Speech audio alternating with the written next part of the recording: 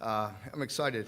As I mentioned in the big room, it's an exciting year. Our expectations have changed. Starting with our coaches, our fan base, and our players. The guys have worked hard, done the things necessary, put us in a position to be successful and have a good year. And I'm excited about the way we're going about our business. All right, questions for Coach? Raise your hand. We'll get you a microphone. We'll go down here in front.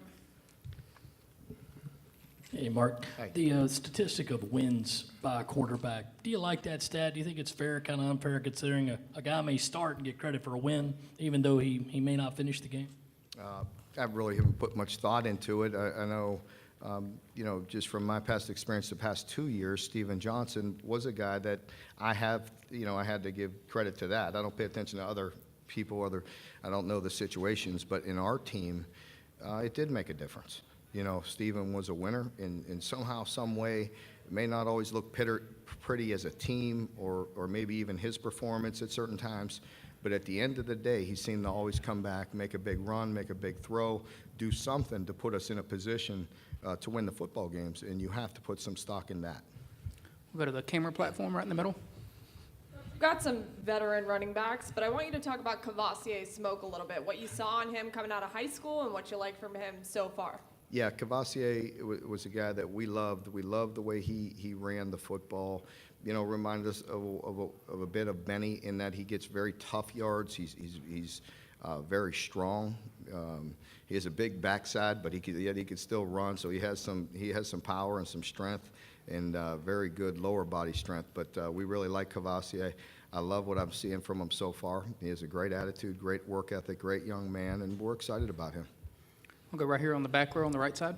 Mark, I know you got a lot of experience with Jimbo's offense going against Jimbo. Could you kind of describe it for us and why it's so difficult to go against? And then he's taken over a program that ran the spread for so long, and now he's putting in his. Yeah. How difficult? What do you expect from that? Yeah, I touched on a bit of that in there. Jimbo, I learned so much from Jimbo and had a great experience working with him at Florida State and learned a bunch and things.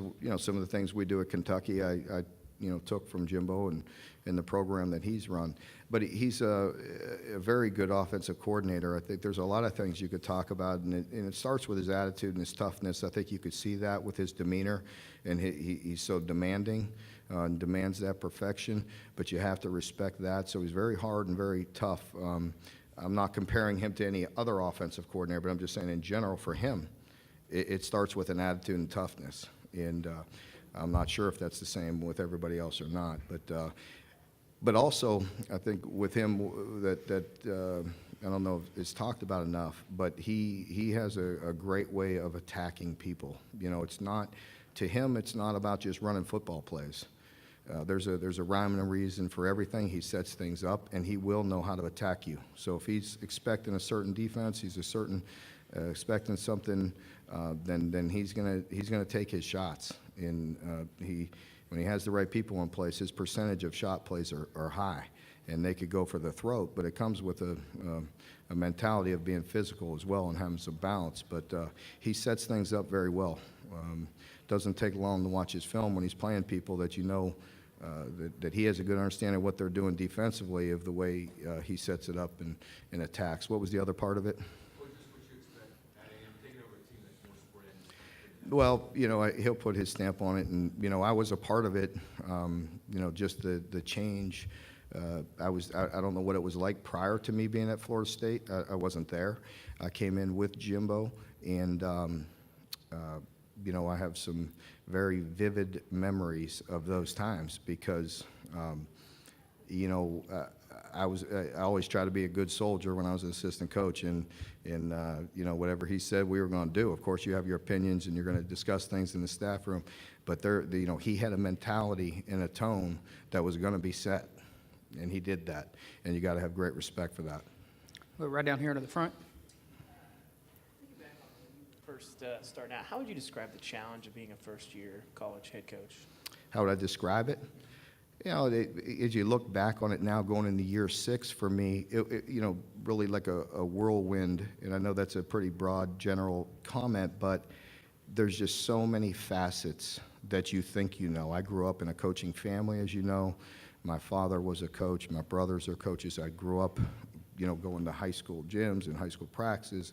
I've been around it my whole life, and obviously had the pleasure of working with my brother Mike, who took over a program as a first-year head coach, and worked with him for 6 years, and studying my brother Bob, who I was so close to, and watching him for all his years prior to me being a head coach. And you still can't prepare for it all. You just can't. I think in one word, it would be volume. Just the volume.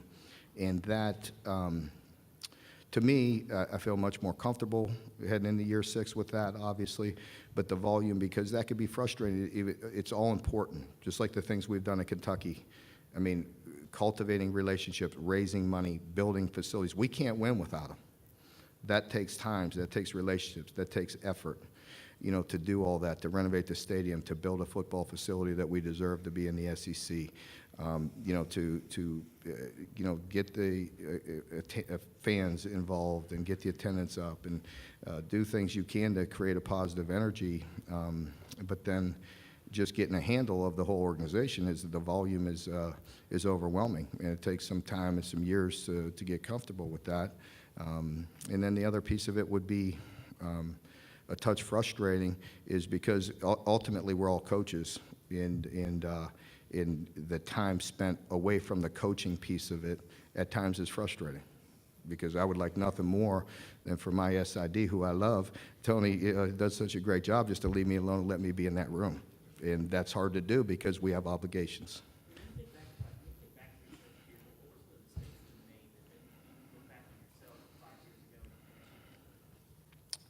Oh, I don't know if there's any one thing that jumps out at me. Certainly there's decisions, there's mistakes you make, and you just try to learn from every situation and grow. You grow from, positive experiences, negative experiences, and there's certainly some bad beats that you never forget and decisions that you make. So I think ultimately it's just, we're in a learning environment every day, and you try to grow and get better every day.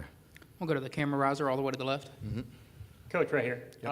You actually mentioned you were in here when Benny was speaking, and there's no doubt he goes after tough yards and things like that, but he also kind of said he's a smart running back, maybe a cerebral running back. Do you see him in almost a different mold of a running back now? I mean, the guy who picks up tough yards but also kind of knows. I love Benny, but I had to chuckle because I only heard the last 2 questions, and I had to chuckle because I have to say whoa to him all the time. So he doesn't exactly try to evade contact.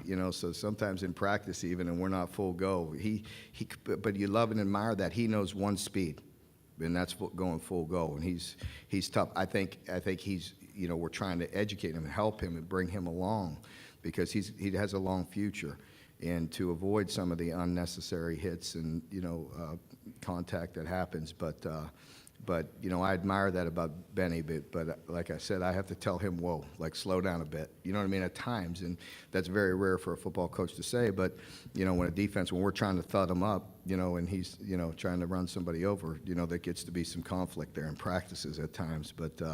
But overall, his maturity, he's a true junior here at this SEC Media Days. He's only been in our program 2 years. He's going into his 3rd year as a true junior, and, he's getting better each and every day. He's been so consistent for the first 2 years, and you could see him maturing daily. We'll go right here in the middle.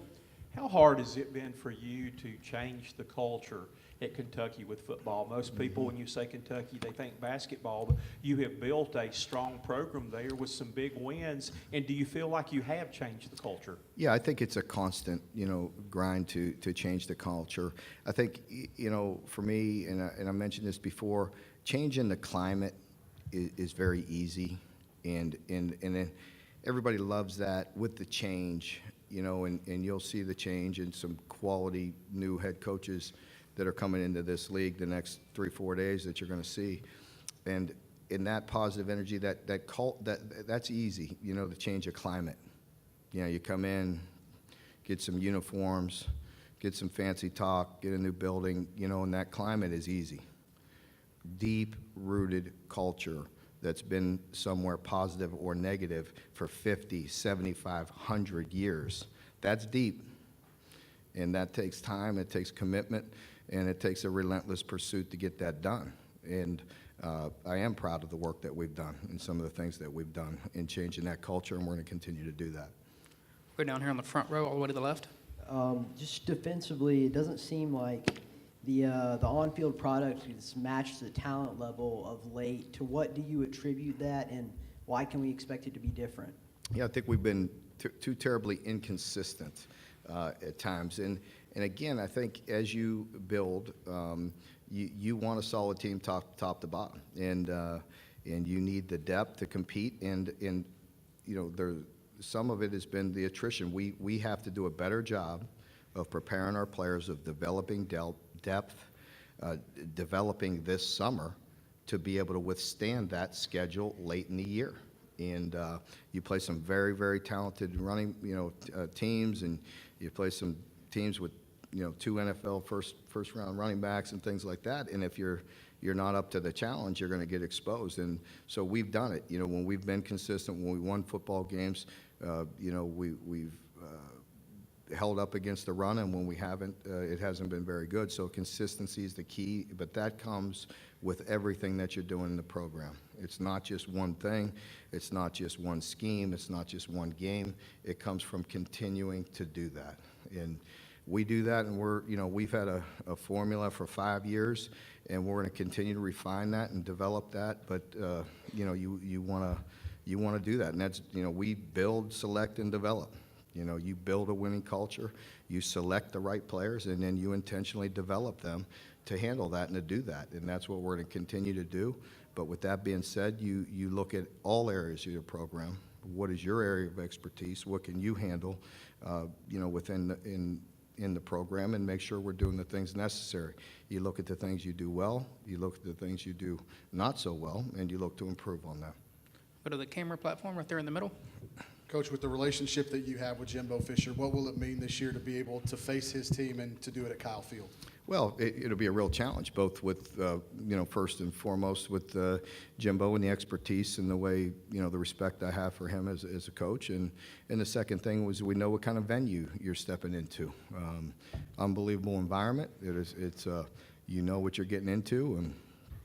And for me, first time in the league playing there, it'll be another one, at the top or near the top of some of the amazing venues in this league, and it'll be a real challenge. But again, we'll be excited and prepared and ready for the challenge. Go over here to the back left. Coach, what was it like to be sitting in your seat and to find out more and more about Marcus Walker and his situation, and how did you handle that with the rest of your team? Yeah, it was always a difficult situation when, you have a lot of kids in your program that you just, like I just mentioned, the development and you're constantly educating them, but putting them so many things in front of you to help them be successful. And you want them all to be successful. When they're not, it bothers you. But when it comes to decisions, it's never easy removing, somebody from your team. But some things, it's not so difficult. That's a very easy decision once you get the information. Once you get the info that you have to, get to make your decision. Sometimes they're not so difficult to make because, we all know, what's right and what's wrong. I'm all for second chances and helping kids, and I make decisions for these kids that I'd want somebody to make for my son. Go over here to the right, second row in the end. Just to follow up to what you said about Benny earlier, just what would you like to see from him this year? What's the next step of his game? And do you feel like he gets the respect nationally that he deserves? Yeah, I was asked that question in the other room. First part of that question, I expect him just to be Benny, and that's continue to mature, continue to do the things necessary to be successful. I love the fact that he went back and credited Coach Grand there last year, because sometimes we've all seen it before. He had great success as a true freshman. And then he comes in as a sophomore. And he started a bit shaky. And not that he wasn't good and, a very solid player, but there were some things that were uncharacteristic. And that's where it takes a seasoned coach, an expert in that area, and he relied on that coaching, and Coach Grand was hard on him and pushed him and went back to the details, but Benny responded, instead of thinking you got it all figured out. And so you know, that's what I talked about is if he continues to mature and just be Benny, and he's working exceptionally hard, he has a great attitude, a great work ethic, and I expect him just to continue on that path. And if he does that, he'll have his success. But just as he mentioned, if we have success as a team, we have a lot of good players. You know, we have players that Benny wasn't in a position a year ago. He will be this year.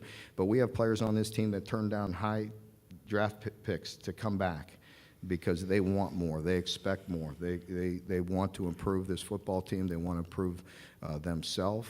And if we have success as a football team, then the accolades will come for kids individually. And I believe Benny's a lot like that. I personally think he deserves all the respect that people give him and more because he's done a great job. And I love his attitude and his energy and what he does for us. But he'll be the first one to tell you it's more important on the team and the focus of the team. Got time for a couple more. We'll go down here front. Mark, there's been a lot of talk in the game about how sports betting will impact college football. How do you think it will, and would you be in favor of a uniform injury report across college like they have in the NFL? I'm prepared to do whatever things are necessary. I'm going to be honest with you. I really don't try to hide much of that anyway. My feeling is some way, some form or fashion, that's going to get out. Let's be honest. I'm from Youngstown, Ohio. There's been people, you know what I mean? People were digging into that kind of stuff long before it became legal, you know. So, but I'm all for, you know, doing whatever's necessary. I don't, you know, I'm pretty forthcoming with my injury report anyway. If somebody's not playing, I basically say it if I know they're not playing. I just feel like it's going to come out, and you know, don't have a lot to hide that way. But I think education is a big piece of it. You know, I could go back to my years at the University of Iowa. This was a long time ago. And Hayden Fry, the legendary Hall of Fame coach I have great respect for, I could sit in those meetings and listen to him for hours. But I'm not sure my players feel that way right now. But Hayden was great. But he was very into that back in you know, in the 80s when I was in college. And he was, you know, very mindful of that and talking to us about be careful who you're associating with, who you're talking to. Don't, you know, and don't give out any information, and you know, and just trying to educate us on those things. And I think we all try to do that and educate guys on doing what's right and wrong in all situations. And this is just another piece of it. And you know, we just want to do things right and be respectful and make sure the integrity stays the way it is. We'll go down here on the front row, right in the middle. CJ, Benny, and Josh to represent UK here? Well, there were 3 great examples. The nice thing is there could have been 3 or 4 more. You know, that's not always been the case, and I appreciate that. You know, that you know, there was good choices. You know, Mike Edwards brought here before, so he's been exposed to it, and I have great respect for Mike and the way he plays, and he represented us. And there's, like I said, there's, you know, it was a much harder choice this year because we have a lot of good leaders and exceptional players, so that's a good thing. But these guys, you know, are certainly great examples of young men that do things right. You know, each of them, you know, really all 3 of them weren't, you know, high stars or whatever on the recruiting trail. They're the epitome of development, which makes you happy as a coach. You know, not only the physical development, but the mental approach and the leadership that they have. And that's contagious. So I have great respect for these 3 young men. All right, we got time for one more. We'll go to the camera riser in the back on the right. Mm-hmm. What's a healthy C.J. Conrad and Dorian Baker do for the quarterbacks and just the offense in general? Yeah, it'll mean a great deal. I think last year, you know, certainly we missed Dorian, you know, because he was having an incredible camp, and it was heartbreaking because we were going into our last scrimmage. He was within his last 4 or 5 plays of being removed from the scrimmage and got the injury. It set us back because we weren't overly deep at the outside wide receiver position last year, and he's a difference maker. So having him back full strength will help us.